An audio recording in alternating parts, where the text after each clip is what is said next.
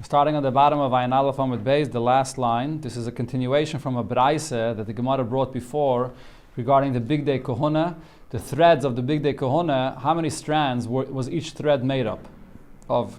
So it brings over here in the Braise that the Me'il had 12 strands in it for the thread that was used for the Me'il. So what's the source of this? Me'il Shnei Masa. The fact that the Me'il had 12 strands in it. Minalon, from where do we know this? The Chsiv, because by the Me'il it says Vasisa es me'il ha'ephod klil tcheles. You should make the ephod klil tcheles. What does klil tcheles mean? Literally, klil tcheles means completely tcheles. But Rashi says klil means gedil. You intertwine together two threads, and therefore, what do we say based on this? V'yalef, the top of Ayin Beis Amud Aleph. V'yalef tcheles tcheles, and now we learn out the term tcheles that it says here from the term tcheles that it says mi pareiches, by the pareiches. Ma'ala halon shisha, just like by the pareiches, each thread had 6 strands in it. Afkan shisha, over here as well, the thread of the me'il had 6 strands in it. And now since it says klil, which means that you're using 2 threads, each one of these threads made up of 6 strands, so therefore together that's 12 strands for the material, the fabric that's used for the me'il. Fragt the Gemara, why are you learning it out from the pereiches? V'neilef mishulav, why don't you learn it out from the hem, from the bottom of the me'il, v'rimainav, and the rimainin, the pomegranates that were at the bottom of the me'il. Learn it out from there, and what would we learn out? Ma'ala halon, just like it comes to the rimainim that were at the bottom of the me'il. So the Braise before said shmaina, that the threads were made up of 8 strands. Afkan shmaina. So maybe over here the me'il, each thread is made up of 8 strands, and if so, that's 8 times 2 would be 16 strands, not 12 strands. So the Gemara answers, no, I don't learn out from the rimainim. Why not? Donin keli mi keli. I learn out the me'il, which is a keli, it's a garment, but we refer to it as a keli, from the pareiches, which is also a keli. It's a covering between the kodesh and the kodesh HaKadoshim. Ve'ein donin keli metachshet. I don't learn out the me'il from the bottom of the me'il, where it has those rimainim, because the bottom, those rimainim are ornaments. It's not a garment, it's not a keli, it's a tachshet. So therefore I don't compare a keli to a tachshet. So the Gemara says, Adarabah, I skipped one word, sorry. Ve'ein donin keli mitachshet keli. I don't learn out the keli from the tachshet of the keli. Fragt the Gemara, Adarabah, on the contrary, it's more logical to compare and learn out the number of the strands in the me'il itself from the rimainim that are part of the same garment. Donin gufay megufay. You should learn out this me'il from the rimainim that are in the me'il itself. Ve'ein donin gufay ma'alma. Why are you learning out the number of strands that there are in the me'il from somewhere else, from the pareiches? That's a different place. So therefore the Gemara gives a different shot. Hainu damrinon. So this goes back to what was mentioned before in the Gemara, when the Gemara brought the source that all of the fabrics of the Big Day Kohuna were made up of 6 strands. The Gemara brought because it says in the Torah a few times, sheish, 5 times actually it says. And before we said, one of the times that it says sheish is l'shar begodim. It's written for other garments, Shalinema ben sheish, where the Torah does not clearly write how many strands the thread is made up of. So teaching me that even those, all garments, are made up of sheish, 6. So therefore that includes the me'il as well. The me'il, the threads, are made up of 6 strands. And since the Torah says klil, which means that it's a combination of 2 threads, so therefore we know that it's 12. That's the source that the me'il is 12 strands. Pareiches. Now the pareiches, it said before in the Braise, that esrim va'arba, that it's 24 strands for the thread, for the fabric of the pareiches. So why? Dalid, the shita. There are 4 different materials that the pareiches is made up of, right? Because it says by the pareiches that it's made up of tcheles, argamon, telas shani, and sheish. The 4 different threads. And each one is made of shita, 6 strands. So therefore 6 times 4 is 24. Laidina v'laidaina. There's no judgment, there's no judge about this. In other words, the Gemara is saying this doesn't need any source. This is very simple. Chayshen ve'ephod, the next thing that it said in the Braise was, the chayshen and the ephod, how many strands was the material of the chayshen and the ephod? Esrim v'shmeina, 28 strands. Minalon, from where do I know this? The Chsiv, because it says there, Vasisa chayshen mishpat maisa chayshiv, kemaisa ephod, tasenu, Zohov, Tcheles, Vargamon, Talashani, V'sheish, Mojzar. Those are the materials that are used in the fabric for the Choshen and the Ephod. So now, how do we come to the number of 28? So first of all, Arba, the Shita, 4 strands. You have, not 4 strands, 4 threads. And each one of those threads is Shita is made up of 6, just like all of the fabric of the Big Day Kohuna. So you have the 4 different threads over here. That's mentioned. Tcheles, Argamon, Lashoni, and Sheish, and each one of them is made up of 6. So that's Esron Varba. That's 24 strands. And then it mentions that there's gold as well. And Zahav Arboha. There were 4 strands of gold. With each one of these materials, with the Tcheles there was one of gold, with the Argamon there was one of gold, and the Lashoni one, and Sheish. Each one of them had one of gold, so that's another 4. Ha'esrin utmanya. So together it's 28 strands for the fabric of the Choshen and the Ephod. So the Gemara asks on this, how do you know that by the gold there was only 4 strands of the gold? Ve'eme zav nami shisha. Why wouldn't you say, just like the other threads, that there was 6 of each one of them? Maybe when the Torah says gold, there's also 6 strands of gold. So together that would be not 28, it would be 30 strands. He says no. The pasuk there says when it speaks about the gold, how is the gold made into strands that could be used to weave with it? What you do is you have to, first the pasuk there says you have to make it into a very thin sheet of gold. This is pure gold, so it's very soft. It's made into a very thin sheet, and then v'kitzeitz psilim, you should cut threads from it. Yeah. So what does the Torah mean when it says psilim?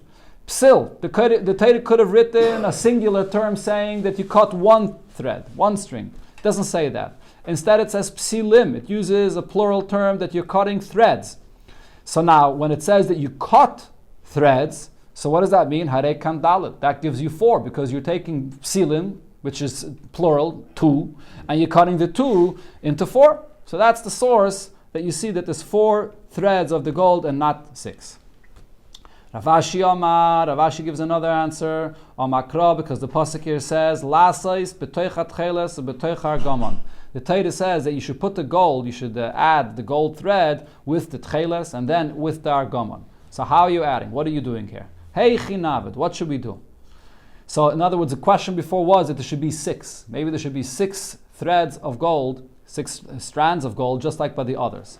Navid arba. So if you're going to say that it would be 6, it's not. How are you going to come to the number of 6? Now the basis of what the Gemara is about to say is, as the Gemara will soon say, and we had this yesterday as well, when you use the threads and you divide them into different strands, it has to be an equal amount that you distribute amongst the different threads here. You can't divide them into different amounts. So if you want to divide gold with tcheles, gold with argamon, gold with telas shani, and you want to divide an equal amount of gold with each one of them, and you want to have more than 4, the Gemara says it should be 6, but it should be more than 4. So now what are you going to do? So navid arba, the trei, if you're going to say that for each one of the 4 threads, in other words with the tcheles, with the argamon, with the telas shani, and with the sheish, each one of them you're going to put 2 strands of gold. So havalu tmanya, you're actually going to come to 8 strands of gold. So then it's actually going to be a total of 32. You have the 24 strands from the 4 materials, and then you're going to have another 8 strands of the gold. It's going to come to 32. So the Gemara says that can't be. The Gemara doesn't explain why. Taisus over here says, because once you're saying that you're adding 2 strands of gold, how do you know 2? What brings you to the number of 2? If it's not 1, you come to 2. So maybe say 3, maybe 4, maybe 5, maybe 100. Taisus says, Ein l'dav v'saif. There's no reason to say 2. So it can't be 2. There's no reason to add 2 to each one of the 4 different types of materials here. So now, what was our suggestion before? That it should be 6, not 4. So therefore the Gemara says, instead, what are you going to say? Navid trei. 2 of the materials, let's say from the tcheles and the argamon, you're going to add 2 strands of gold. Or trei, and from another 2 of the materials, let's say from the telas shani and the sheish, it's going to be the chad, just 1 strand of gold. And that will bring you to 6. So the Gemara says, no, you can't do that, because it has to be an equal amount of strands of gold by each one of them. Ve'asisa, when the Torah writes the term ve'asisa regarding when you make the begadim, and it says it here by the choshen and the ephod as well, ve'asisa, choshen and ephod, what do you learn from this? So the Bach adds ksiv, she'iyah kol asiyos of shavos. That when the way you make it and the way you have the materials of the thread, it has to be all equal. You can't add more gold by one and less gold by the other.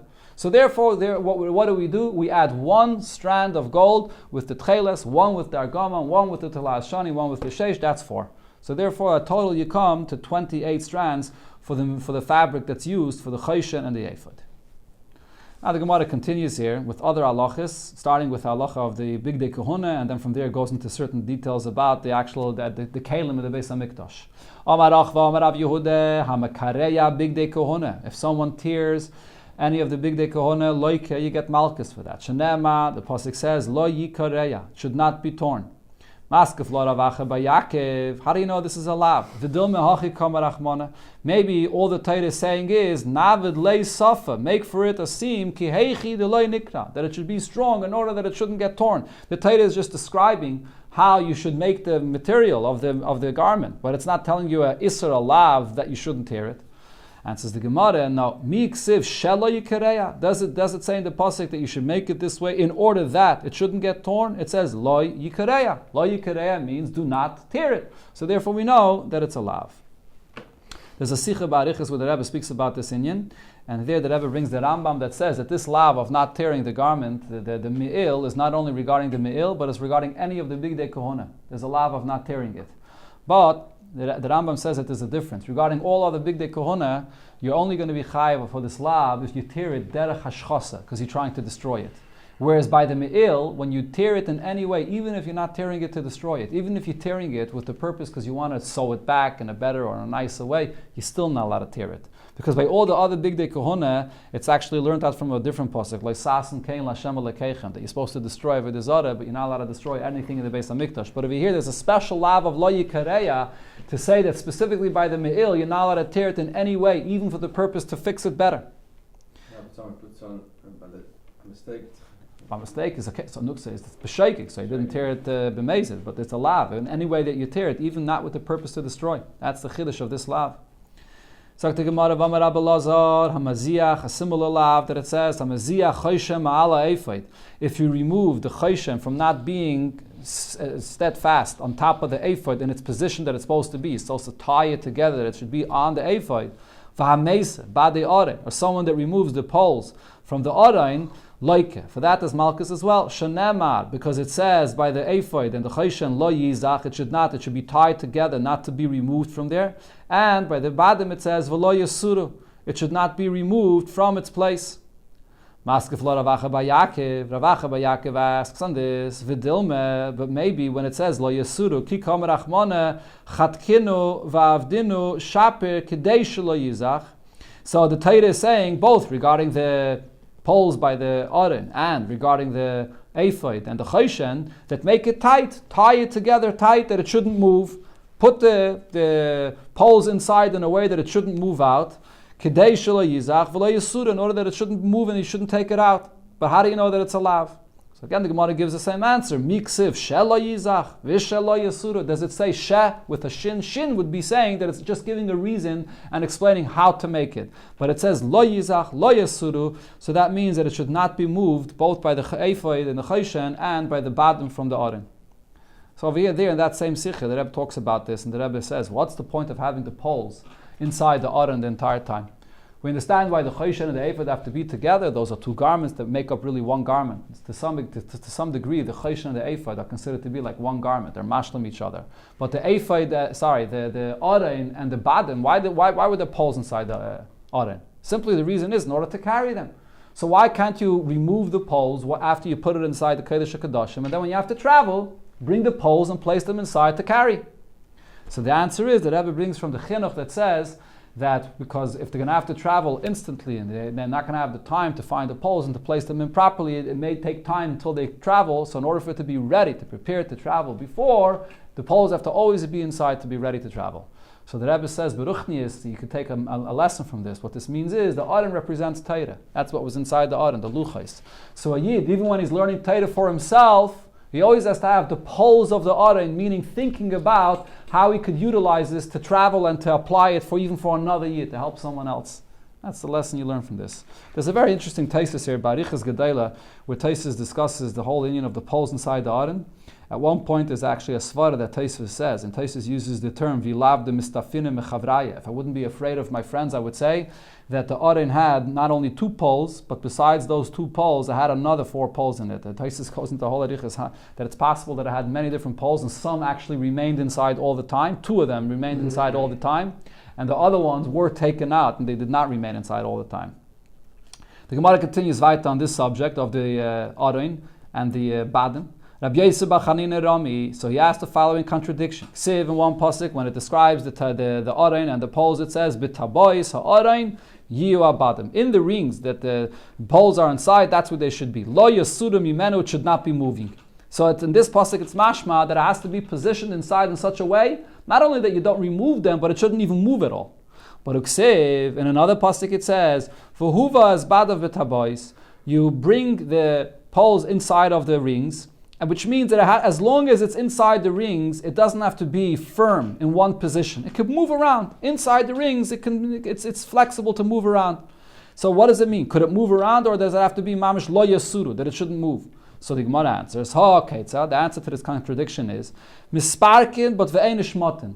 They are inside, and they have to remain inside, but they could move around. So what Rashi says, the way it was made is, the poles were thick at both ends, and they were thin in the middle. So therefore they were thick enough that you have to squeeze it in, but once you get it in, it remains inside the rings and it doesn't come out, but it is flexible to move around inside. Tanya Namayachi, we learned the same thing in Abraisa. It says that it should be inside, I would think that it has to be inside in such a way that it shouldn't move from its position. Talmud Laima, another pasuk, it says, as long as you bring the poles inside the rings, if it's inside, it could move around. Now, in this pasuk where it says that you bring it in, I would think that it goes in, it goes out, it doesn't matter even if it goes out. Talmud Laima, no, it has to remain in the rings. How is that? Like we explained, it could move around as long as it doesn't slip out completely from the rings. Continuing on another subject regarding the Mishkan. What is the meaning when it says Atze Shitim Oimdim? That the Mishkan, the Atze Shitim for the walls have to be standing upright. So, as the Mefarshim say, the fact that it has to actually be standing, the Mashar I believe says, that's you could see clearly from what it's described regarding other things of the Mishkan, that you don't lay down the Kroshim flat, because then you're not going to have the height. You see there by the halachas of the Yiriyas and other parts of the Mishkan regarding the height of the Mishkan. So it's obvious that the Atzishitim are stood up and not laid down flat. So why does the Torah have to add Oimdim? Therefore, there's a few different drashas that the Gemara says here. One is Sha'oimdim derech gedilasan. The way they have to be stood up is in the way they grew. Just like whatever it grew, whatever was at the bottom, whatever was at the top when it grew in the tree, in the same position, it also has to be over here when you used it for the Mishkan. This is the source, by the way. You learn out from this regarding other mitzvahs as well. Lulav and esrog that has to be held in the same way that it grows. Another pshat, oimdim means shemamidin es tzipuyan, that the wood of the kroshim was so strong that it held the gold covering that was on the kroshim. The had to be covered gold, so it held the gold on it. And Rashi says another pshat that also means that the wood never became full of worms and it didn't get rotten, that the gold should not be able to hold on it. Another pshat, davaracher, oimdim. What does oimdim mean? Shema toimar. You may say, now we don't have the Mishkan anymore. The Mishkan was hidden underground. Avat sivron, batel sikuyan. The hope and of to have again and see these kroshim of the Mishkan is gone. Talmud loima, oimdim. The pasuk says oimdim. What does this mean? Sha'oimdim la'olam u'laylamim. That it remains hidden there forever and it's going to come back again. The Gemara continues, another thing that Rab Chame bar Chanina said regarding the Mishkan. Amar Rab Chame bar Chanina, Mai dichsev, what is the meaning of the pasuk that it says? As big day asrad l'shares b'kodesh. So in this pasuk it refers to the big day kohona with the term srad. What does the word srad mean?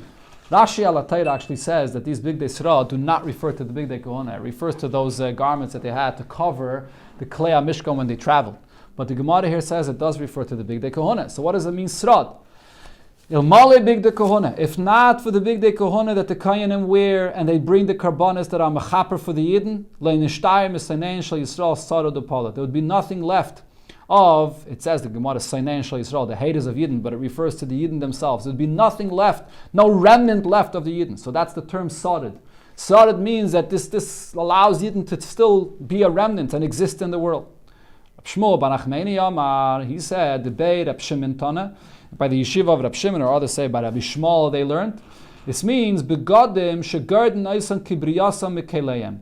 These are garments, the way they were made, they were taken off completely, full made from the loom, from mikeleim, from the loom, the way it was made, it was completely fully made on the loom. Sometimes you make a garment, so you make one piece, you make another piece, and then you connect different pieces of the garments together. No, over here the full garment was made as one piece, it's a much better quality, as one piece made on the loom. And then, umisarden mehen klum. So the term of srad means that there is one little remnant that is left over that they would attach to it. Ma'hi, what is this remnant that they attach to it? Reish Lakish Amar, elu ma'isa machat. So with a thread, with a needle, they would attach to it a remnant that was not yet complete for the big day kahuna. In other words, usually garments, there's pieces. You connect one piece, another piece. Here was really all one piece, besides certain remnants that they would attach with a needle. So the Gemara asks on this, is that true? Meisvei, we learned in the Braisa, big dekona ein noisen ma'isa machat. The big dekona are not made with any needle that you sew parts together. Ela ma'isa oirik. It's all made when you weave it all together as one. Shanama, the pasuk says by the big dekona, ma'isa oirik. It should be made, it should be woven together and not made with a needle that you sew parts together. So the Gemara answers, you're right, but Amar Abaye, lo nitzcha ela lebeis yad shelehem. Over here, when we say that that with a needle we sew together another part, that refers to the sleeve. The sleeve you're allowed to sew together. Kedetanya, we learned in the Braisa, beis yad shel bigdei kohuna, the sleeve of the garments of the kayanim nereges b'fnei atzma. It's woven separately, and then v'nidbekes and mabeged, and then you tie it together. In other words, you do it with a needle. You attach it with a needle to the rest of the garment. Umagas at pisa sayad. The length of the sleeve has to come down all the way to the palm of the hand. Another thing regarding the kelim of the Beis Hamikdash. Omar Rochbe. So Rochbe said, Omar Rav Yehuda, in the name of Rav Yehuda. Shalosh aroinos asa Betzalel. When Betzalel built the aroin in the Kodesh HaKadoshim, so it had to be covered from gold inside and outside. How was it covered with gold? So he made it 3 different boxes. We once had this in the Gemara, actually in Yerushalmi, I believe in Shkolim. There's a machlokes about this. Not everybody agrees there were 3 boxes, but this is his opinion, that there were 3 different boxes. Emtsai, the middle box, was shel eitz. That was made from wood.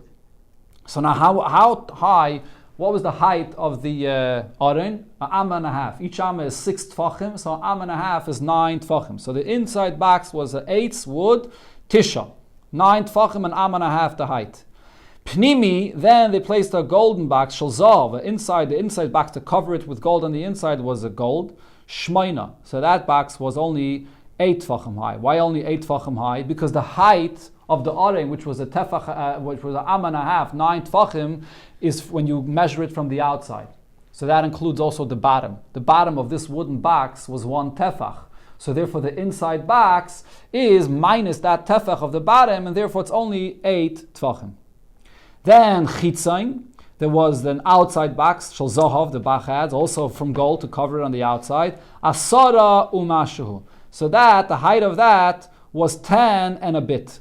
Why was it 10 and a bit? So it was, as Rashi here says, that it had to be 10 in order also to cover the tefach of the kapairis. The kapairis was another tefach, and this outside box went to the height of the kapairis as well. And it was another mashu. Why was it another mashu? Because this outside box has to have a bottom. The bottom is a mashu. I mean, the bottom wasn't a tefach, but it was a mashu thick. So therefore the outside box, if you measure outside how tall it was asara umashu. Frekte Gemara, but Vatanya, in a different brayso we learned, achad asara mashu, that this outside box, if you measure it on the outside, you'll see that it was 11 amas high and a mashu. So the Gemara answers like kasha. It's not a question. This brayso follows the opinion that says that just like the wooden box was a tefach thick, the bottom of it was a tefach thick, the golden outside box was also a tefach thick on the bottom. And therefore that's 11 tefachim high. And then there's the other opinion that says that it did not have the thickness of a tefach. Only the wooden box was thick of tefach, but the outside gold box was not thick of tefach on the bottom, and therefore it's only 10 tefachim high. But the Gemara now asks, so my mashahu? According to the opinion that it was 11 tfachim high, so what's the mashahu? How did we explain the mashu? So before I said that the mashu is because the outside box had a bottom, and that bottom was a mashu. Right? So therefore it was 10 and a mashu for the bottom. But according to the opinion that it was 11 tfachim high, how did you get to 11 tfachim? Because of the bottom that was a tefach. So the bottom was a tefach, so there's no reason to have an additional mashu. So what's that mashu? So the Gemara answers, zeir. The mashu refers to a little crown. It went up a little bit higher than the kapeires, and it was protruding on the top as like a little design of a crown that went on the top. That's the mashu. So according to the other opinion, he's not mentioning this there. That's separate. But according to this opinion, we're mentioning that other mashu for this crown that came out on the top. So now the Gemara brings a story about these crowns that was not only by the Oren, but by the Shulchan and by the Mizbeach as well. There were 3 crowns in the Kalim of the Beis HaMikdash. Shal Mizbeach, Shal Oren, Shal Shulchan. They all had a little crown that came up on the top. Shal Mizbeach, so the one of the Mizbeach, Zocha Aaron v'Notlei. Aaron and his descendants were Zeicha and took it through all of their Avodah in the Beis HaMikdash. Rashi brings that there was a bris, melach for Aaron, for all the Avodah that they do, and Aaron has the Kesek Kahuna. The Mashah says that the 3 crowns over here correspond to the 3 crowns that it says in Pirkei Avos: Kesed Torah, Kesed Hukona, Kesed Malchus. Shal Shulchan, Zocha David, the crown of the table. So that refers to the riches of a melech that David HaMelech took. And the Notlei. Shal Arayin, the crown that is the protruded that was just said from the Arayin, Adayin, Munachu, that's there. No one took it. Kol Araitza Likach, Yave V'Yikach. Whoever wishes to come and take the crown of the Arayin could come and take it. And what does it refer to? It refers to Torah. Now, Shema Toimar, now you might say, Pachisu. It's a lesser quality than the other ones, since it's just lying there for anybody to come and take, so it's of a lesser quality. Talmud Laima, the pasuk says regarding Torah, Bi Malachim Yimleichu. It's in me, in Torah, I'm the one that appoints all kings. So the one that appoints the kings is higher than the king himself, so therefore Torah is higher than the other levels of the crowns. Rabbi Yechanan Rami. Rabbi Yechanan asked the stira regarding the crowns, the way the Torah describes it. Ksiv Zor. If you look in the pasuk, so it says Zayin Reish. It doesn't say a Yud there. It says Zayin Reish. So therefore it's read as Zor, which means a Zor, an outsider. Or Krinon Zeir. But the way it's actually read is with a Tzeire, Zeir, as if it's written with a Yud. So what do these 2 things mean? Zacha, if a person learns Torah, and as Rashi says, he learns Torah l'shma and properly to fulfill Torah, then Zacha Nasalei Zeir. Then it becomes for you a crown. Loi Zacha, you don't learn Torah l'shma, you don't fulfill what you learn in Torah, Zara Himenu. Then the Torah that you learn will be foreign from you, the Torah will not affect you at all. Rabbi Yechanan asked another contradiction regarding the Aron. Ksiv, in one pasuk it says, Vasisa lacha Aron eitz. The Eibusha tells Moshe Rabbeinu, you yourself should make this Aron. Or Ksiv, in another pasuk it says, V'asu Aron atzishitim. Using a plural term, they, the Yidden, should make the Aron. So who's making the Aron? Moshe or the Yidden? You can't. From here you learn out, La Talmud Chacham, that when there's a Talmud Chacham that has to make something, Shebnei Idoi mitzuvin lasis loy melachtai, that all the people of the city are obligated and are commanded to do the melacha for him. So Moshe Rabbeinu had to build it, but the Yidden have to do it for him. Another thing it says regarding the Aron, mibayis u'mibechotz tetzapenu, that the Aron has to be covered with the gold inside and outside. Amar Rave says, so the Aron again represents Torah, because the luchas are inside. So we learn from this, Kol Talmud Chacham, she'ein toichai kebaroi, any Talmud Chacham that is not on the inside, the way he presents himself on the outside, ain't a Talmud Chacham. He's not a Talmud Chacham, he's a fraud. Abaye, V'itei Merabe Bar Ula say, Nikra Nisav. This person is called abominable. Shenemar Af Ki Nisav V'nelach Ish Shoise Kamayim Oila. This person is a Nisav. He drinks the water, and he has the water which is Teira, and he has also Oila, which is Karbanis, but yet he's Nisav. He's abominable because he doesn't act. He's not inside the way he acts outside. What is the meaning of the pasuk that it says? It's a pasuk in Mishlei. Lama zeh mechir. Why is there mechir, money, biyad ksil, in the hands of a fool, liknes chachma, to acquire wisdom, v'leiv oyin, and there is no heart there. And what this pasuk means to say is as follows: Oy lahem l'seineim shel talmidei chachamim. Woe to the haters of talmidei chachamim. Again, this is used as a euphemism. It's really referring to the talmidei chachamim themselves. She'oiskim b'teireh ve'ein be'em yireh shamayim. That learn teireh but do not have fear of heaven. Machris Rav Yanai announced as follows: Chaval. It's a chaval. It's too bad for those al the lesle darte. He does not have a courtyard, but vitara ledart of it. But he's making a gate for the courtyard. So as Rashi says, what this refers to is, Teireh is only like a gate. Teireh is like an entrance. The main thing is the purpose of Yiras Shamayim. That's the courtyard itself. So if a person learns Teireh and he does not have the Yiras Shamayim, so then just the learning of the Teireh alone is pointless. Amalu Rava said to the Rabbanan, B'matusa minaychu, I beg of you, leiteisen tarti gehenim. Do not inherit Gehenim twice. Rashi says, what does this mean to inherit Gehenim twice? Person that learns and toils in Torah here in this world, so he's working hard to learn Torah, but he's really never getting the Torah because he's learning it without Yiras Shamayim. So he gets Gehenim in his life in this world. And he also gets Gehenim when he passes away because he didn't learn Torah properly. Amar Rabbi Yeshua ben Levi, what's the meaning of the pasuk that it says? This is the Torah that Moshe gave for Yidden. So some, the word some, it's written with a sin, but could also be interchanged with a samach. Zacha, if you merit and learn Torah properly, nasas loy sam chaim. Torah becomes a potion of life. Loy zacha, you don't learn Torah lishma, you don't learn it properly, nasas loy sam misa. Torah becomes a potion of death. This is what Rava said. Someone that learns Torah and he properly, the way a craftsman treats his work, then samadachaya. Then it's a potion of life. The loyoman law. You don't learn Torah properly the way it's intended to be. Samadamaisa. The Torah is a potion of death. Amar Rab Shmuel ben Abchmeini, Rab Yonasan Rami. Rab Yonasan asked the question. Again, this is regarding Torah. In one pasuk it says, Pikudei Hashem Yisharim Besamchei Lev. That the commandments of Torah are straightforward and they bring joy to a person's heart. Uksiv, in another pasuk it says regarding Torah, Imras Hashem Tzrufa. The words of the Eibishter are Tzrufa. Tzrufa refers like when you refine silver and there's a hot, you put it into a hot furnace and you're refining it and it burns you. So what is the difference? Zacha, if you learn Torah and you zeichem is samchasai. Torah brings you joy. Loi zacha, you're not zeicha, you don't learn Torah properly, it's tzarfasai. So then it burns you like when you are refining metal and there's Yisurim and there's Gehenim, as Rashi says. Resh Lakish says you could see the same point from just this pasuk of Imras Hashem Tzrufa. Migufa dekra nafke, from this pasuk itself. Zacha, if you zeichet, tzarfasei l'chaim, then it refines you in a positive way for life. Loi zacha, you're not zeichet, tzarfasei l'misa, it refines you in a negative way and the person suffers from it. The pasuk there continues there in Tilim, capital Yites, Yiras Hashem Tehera, Oimedes La'ad, the awe of Hashem is pure, stand, which remains forever. How is this? Omer Rav Chanina, Zeh alei mitayre b'tara. This is a person that learns Torah with purity. What's learning Torah with purity? Naise isha v'achkach le'mitayre. When a person gets married first, and then he learns Torah. If he's not married, so then he could have the unclean thoughts, and then he learns Torah. But if he gets married first, then he's learning Torah b'tara.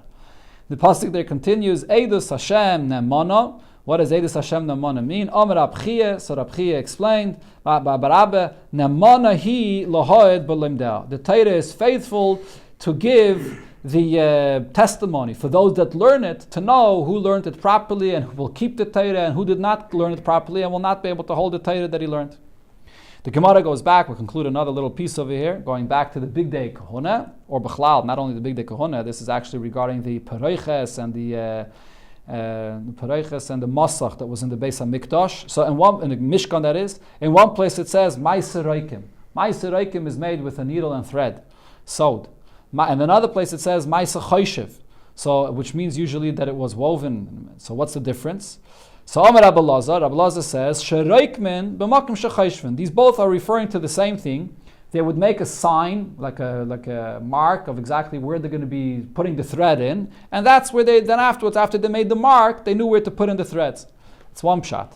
Another pshat, Tanim Shmei Rab Nechemye, these were two different things. Reikim is Ma'aseh Machad. Reikim means that it's made with a needle and thread, and Lefichach Partzef Echad. What was made, the Reikim, had the same picture on both sides. This refers to the Masach that was around the Azara. Partzef, I went back up. Where am I holding over here? Therefore, it has just one picture on both sides. Chayshiv is Maisa Oyrig. Chayshiv means that it's woven in such a way that you could weave it one picture on one side and one on another side. So therefore, it has two different pictures, and this is the way the Pareiches was made. So it's two different things, not the same thing.